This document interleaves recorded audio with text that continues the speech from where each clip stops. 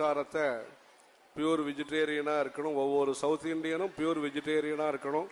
அந்த சங்கல்பத்தோடு எல்லாரும் உள்ளூரில் இருந்தாலும் சரி, வெளியூரில் இருந்தாலும் சரி, எல்லாரும் இருக்கணும். அதே மாதிரி தர்ம விஷயத்தை சங்கோஜப்படாமல் குங்குமம் இட்டுக்கிறதும் சரி, விபூதி இட்டுக்கிறதாலும் சரி, சந்தனம் இட்டுக்கிறதோ, திருமண் இட்டுக்கிறதோ, புருஷாலும் சரி, ஸ்திரீகளும் சரி, நம்முடைய ரீதி ரிவாஜ் என்ன இருக்கோ அதை நடை, உடை, பாவனை, அதை பாவனையாக பண்ணக்கூடாது.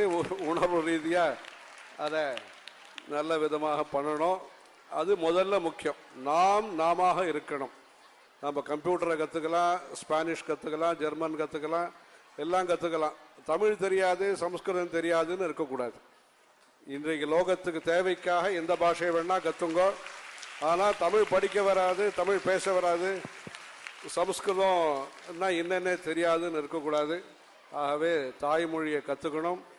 அதே மாதிரி சமஸ்கிருதத்தை கற்றுக்கணும். இதெல்லாம் கம்பல்சரி. நீங்கள் வெளிநாட்டில் இருந்தாலும் சரி, இந்தியாவில் இருந்தாலும் சரி, எங்கே இருந்தாலும் நாம வாழ்வதற்கு பெற்றோர்களும் சரி, மற்றபடி சமுதாயத்தில் இருக்கிறவாளும் அதுக்கப்புறம் அதிகப்படியாக என்ன வேணால் தெரிஞ்சுக்கலாம்.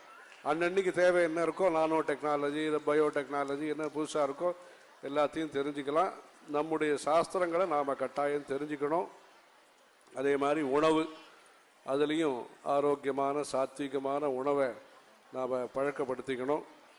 அதே மாதிரி உணர்வு, அப்பா அம்மா, தாத்தா பாட்டி, உறவுக்காரா, கிராமங்கள், குலதெய்வம், அந்த மாதிரியான விஷயங்களையும் மறக்காமல் எல்லாரும் அவருடைய கிராமத்தை, நீங்கள் போய் டெல்லி, பம்பாய் பார்க்குறதோ, வாஷிங்டன், நியூஜெர்சி பார்க்குறதோ அதெல்லாம் ஒரு பக்கம். உங்களுடைய சொந்த கிராமத்தை, தஞ்சாவூரோ, நார்த் ஆர்காடோ, திருநெல்வேலியோ, எங்கேருந்து வந்திருக்கீங்களோ, கேரளாவோ, பாலக்காடோ, எந்த ஊர்லேருந்து வந்திருக்கீங்களோ அந்த ஊருக்கு அவசியம் ஒரு தடவை போய் அங்கே இருக்கிற ஜனங்களுக்கும் ஏதாவது நீங்கள் எல்லாரும் சேவை பண்ணி குலதெய்வத்தை எல்லாத்தையும் பார்த்துண்டு, அந்த மாதிரி ஜனனி ஜென்மபூமிஷ்ட ஸ்வர்காதபி கரியசி, தாயும் தாய் பூமியும். இப்போதான் ரொம்ப வருஷம் கழிச்சு ஜென்மபூமிங்கிறது ரொம்ப ரொம்ப பிரசித்தமாயிருக்கு. அந்த ஜென்மபூமிங்கிறது என்னன்னு நம்ம சொல்ல வரோன்னு உங்களுக்கு தெரிஞ்சிருக்கோம். யாருடைய ஜென்மபூமிங்கிறதும் உங்களுக்கு தெரிஞ்சிருக்கும்.